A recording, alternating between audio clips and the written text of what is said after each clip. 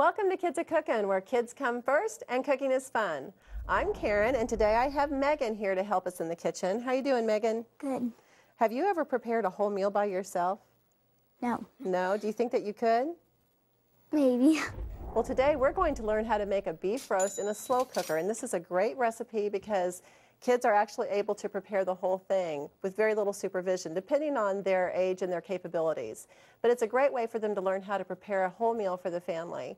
And using a slow cooker is a convenient way to have a delicious meal at the end of a long day without having to spend hours cooking over the stove.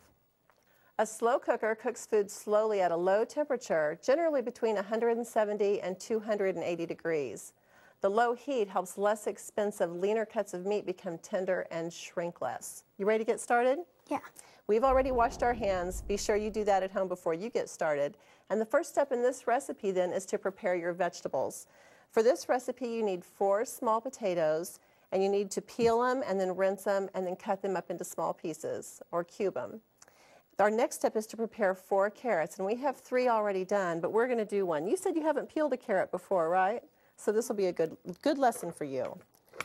Come on over. We're going to start just by cutting the ends off because you don't want that bad part. You said you have a hamster, right? You're going to get a hamster? Yeah. So this would be a great thing, a little treat for your hamster. Cut those ends off and give it to them. Mm-hmm. And then you're just going to use a vegetable peeler like this. You hold it in one hand. You can do it over the sink or the cutting board. And just in a downward stroke away from you, that skin will come right off. It's very easy. You want to try it? Yeah. Mm-hmm. You want to just start? Not too close. You don't want to catch your thumb in there because that will hurt. We're going to turn the carrot around to get the other end. Just go down. There you go. Do it again. Perfect. You just want to get all that skin off. And then where you're holding it, you're going to want to turn it around then. Hold it with this end so you can get that off of that end because we want to eat the whole carrot, don't we? Yeah. Do you like carrots? Yeah. You got it. When you have all of it peeled, then you want to rinse it. Just turn the cold water on there, rinse it off so you don't have anything left on there. It's clean, because sometimes that skin's not real clean. Then we're going to go ahead and come over here. We're going to slice that, and I'm going to do this part because this knife's pretty sharp. Okay. It's actually best to use a really sharp knife. A dull knife is actually more dangerous to use. You just want to cut this into chunks, like this. So we have our carrot all prepared, our 4 carrots all prepared. And then the other vegetable we're going to add is onion, and we have 1 onion already here that we have peeled and rinsed and cut up. You just want to be sure as you're preparing your vegetables that you cut them in approximately the same size so they cook evenly and they're ready to eat at the same time. Okay, now here we have a beef roast. It's about 1.5 to 2 pounds of beef roast, and we need to season this. So we're just going to use salt and pepper to season this today. We have 1 teaspoon of pepper already measured, but we need to measure 1 teaspoon of salt. Can you help me with that? Mm-hmm. All right. You want to just be sure that when you measure salt or any ingredient that you don't do it over your bowl where you're preparing the food because you don't want too much to get in there if you over pour it. And sometimes with this it's kind of hard to get it exact. So if you get a little bit on the counter, that's okay. We'll hold that in one hand, then pour some salt. This is a 1 teaspoon measure. You get that end out? You don't want it closing up on you. You want it pretty much full, but you don't want it overflowing too much. That's very good. We're going to go ahead and just pour that in with our pepper.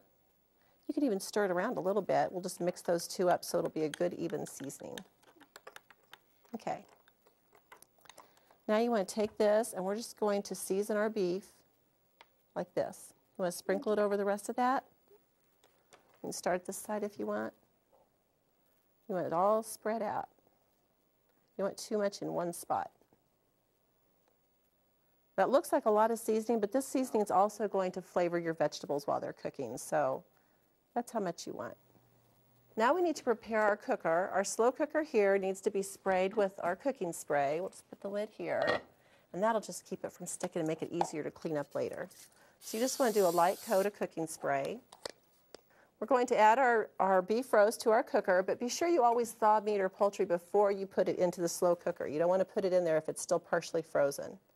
So we're going to place that right in the middle. Then I'm going to wash my hands again with soap and water. Anytime you touch raw meat, you need to wash your hands again. Next, we're going to place all of our vegetables around the roast. What do you want to put in first, Megan? Let's put in the The potatoes. potatoes, you want to go ahead and put them in there? You kind of pour them and place them around. Okay. Just want them all around the roast. This is going to be pretty full, isn't it? Mm-hmm. What do you want to add next? The onions. Onion. So you can pour that in.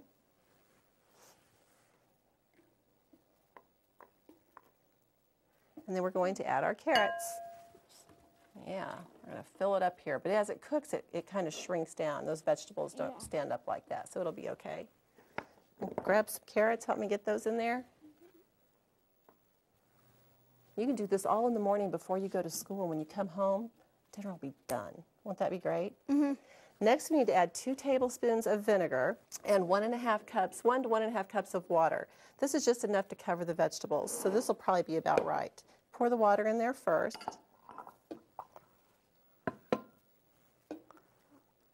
Got to give it some moisture to cook those vegetables. Don't worry about it, that's okay. You do a very nice job. Thank you. You look like you've done this before. You aren't lying to me, are you? No. You're not really a professional chef? No. Okay. Now we need to add 2 tablespoons of vinegar. So you just want to pour it, but let's keep our measuring cup over here. We can pour, just like we did with the salt. If it overflows, we don't want it to go in there, okay? So pour it over the measuring cup, and then if you pour too much, it won't matter. We can pour it back in the jar. Or just get rid of it. That's good.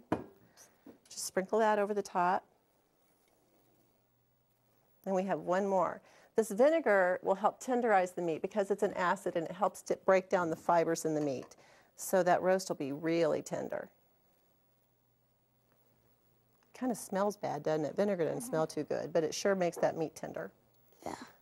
That's it. We're going to put the lid on our slow cooker, and we're going to turn the temperature just to low and then let it cook for about 8 to 10 hours until that internal temperature of the roast reaches 160 degrees.